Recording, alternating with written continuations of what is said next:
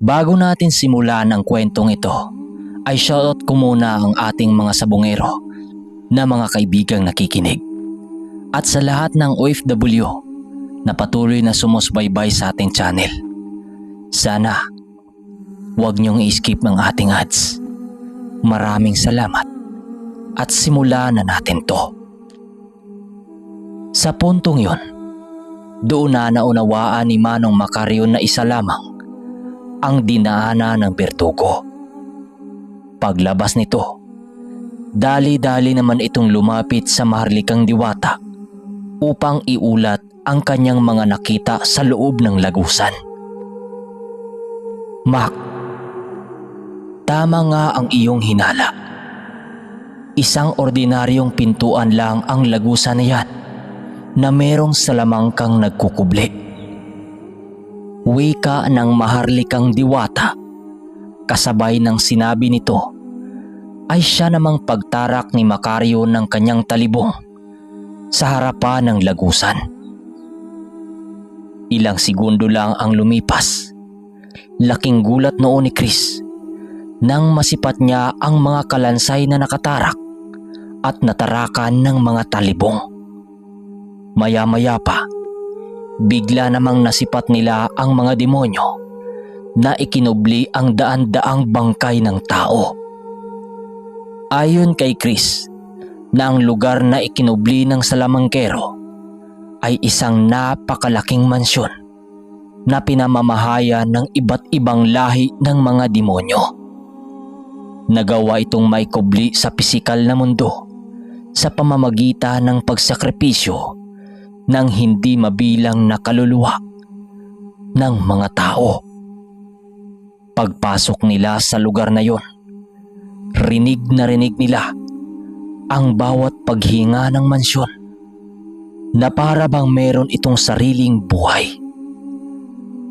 Kahit gano'n na ang nararamdaman nila sa lugar, ninais na lang nilang alamin ito upang malaman ang bawat sikreto ng mga kalaban.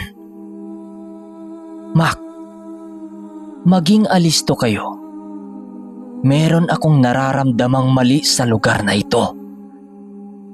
Bulong ng maharlikang diwata na kaibigan ni Manong Macario. Huwag kang mag-alala, kaibigan. Nakahanda kami. Hindi tayo dapat maging mapanatag sa lugar na ito. Dahil unang-una, pugad ito ng mga demonyo. Sagot naman ni Manong Macario. Kasabay ng pagwika nito, ay siya namang pagsuyod nito sa lugar upang kunin ang mga bagay na merong halaga sa kanila. Naghiwalay-hiwalay din sila noon sa lugar nang sa gayoy madali nilang makita ang mga bagay na nais nilang makita. At doon na nga nadapo sila Chris sa pangatlong silid ng mansyon. Habang pinagmasdan naman niya ang pintuan ng kwarto, halos hindi niya maiwasang magtaka. Dahil ang lahat ng silid sa pasilyo ay walang nakasaradong pinto. Hanggang sa doonan niya dahan-dahang binuksan ang mga pintuan at kasabay nito ang masilayan niya ng mga nilalang sa kwarto. Nang tuluyan na niyang mabuksan ang pinto, agad namang bumungad sa kanya ang isang lalaki na halos butot balat na ang pangangatawan.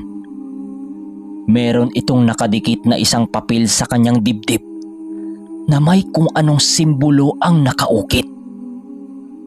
Nang akmang lalapitan na ito ni Chris, mabilisan naman siyang nakailag dahil sa isang puwersa ng hangin na pinakawala ng nilalang.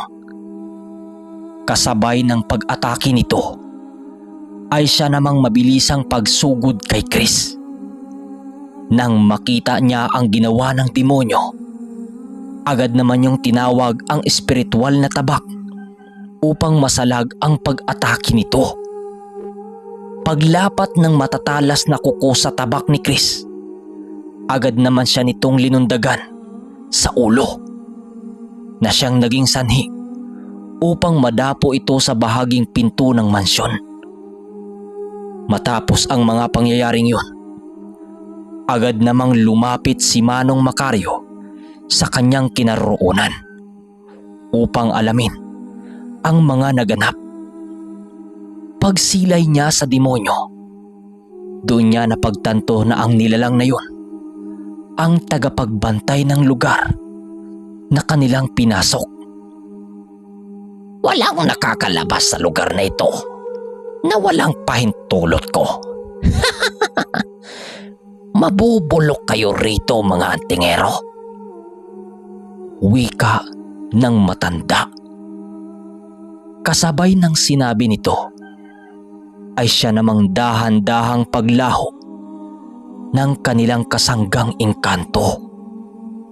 Sa puntong yon, doon na naunawaan ni Manong Macario na tanging mga likha na lamang na merong pisikal na wangis ang pinahintulutan sa lugar. Maya-maya pa, dahan-dahan naman niyang hinawakan ang balikat ni Chris nang masipat niya ang labis na pagkabahala nito. Huwag kang maniniwala sa mga bagay na sinasabi niya, Chris. Walang ganong kaganapan dito sa mundo. Dahil tanging Diyos lamang ang perpekto. Hindi ako naniniwala na merong demonyong hamak na merong makakapantay sa kanyang dakilang gawa. Sabi naman sa kanya ni Manong Macario. Kasabay ng pagwika nito ay siya namang pagbaba ng kanyang latigo sa papag kung saan naroon sila. Patuloy lang naman yung tinitiga ng demonyo habang naghanap ng mga paraan upang matakasan nila ang lugar na pinagharian nito.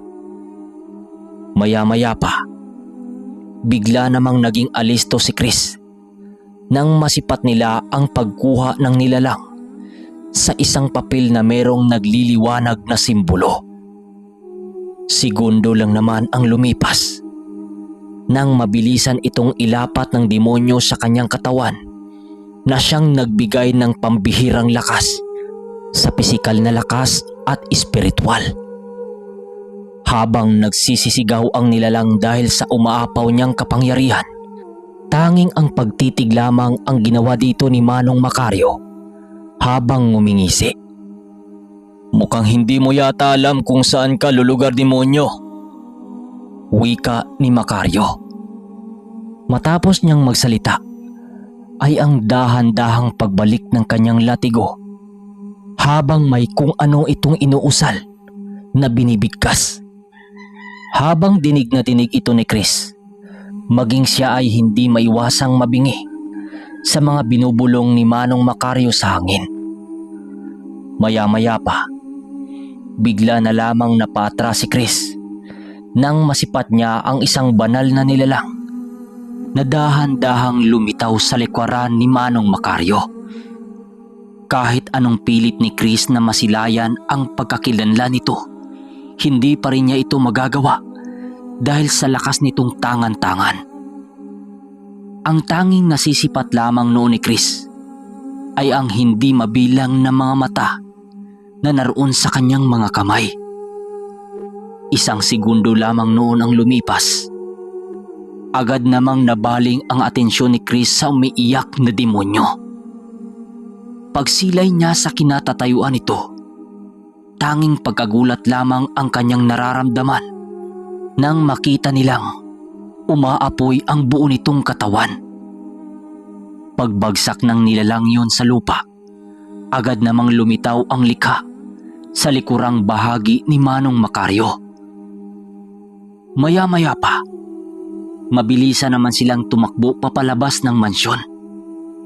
Nang maramdaman nila ang dahan-dahang pagguho nito, awa naman ng Diyos, nagawa naman nilang makalabas sa lugar na yon bago gumuho ang kabuuan nito.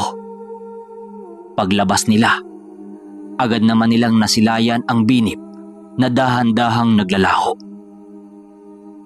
Mac, ramdam kong ginamit mo ang kapangyarihan ng cherubim. Ayos ka lang ba? Tanong ng maharlikang diwata. Matapos nitong magtanong, ay siya namang pag-upo ni Manong Macario sa lupa. Habang patuloy na hinahabol ang kanyang hininga. Si Chris naman noon, nanatiling nakatulala dahil hindi niya lubos akalain na totoo at makapaniwala sa mga bagay na kanyang nakita. Manong, ano yun? Gabay ko ang iyong nakita, Chris. Magkaroon ka rin ng ganito. Sa oras na mapaghusayan mo ang linya ng iyong karunungan. Palagi ka lang manalangin at darating ang panahon at merong makikinig sa iyo. Kasabay ng sinabi nito ay siyang paglahad naman ito ukol sa insaktong uri ng kanyang gabay. Hindi na niya ito nais pang itago kay Chris dahil isa ang binatang yun na magpapatuloy ng susunod na henerasyon.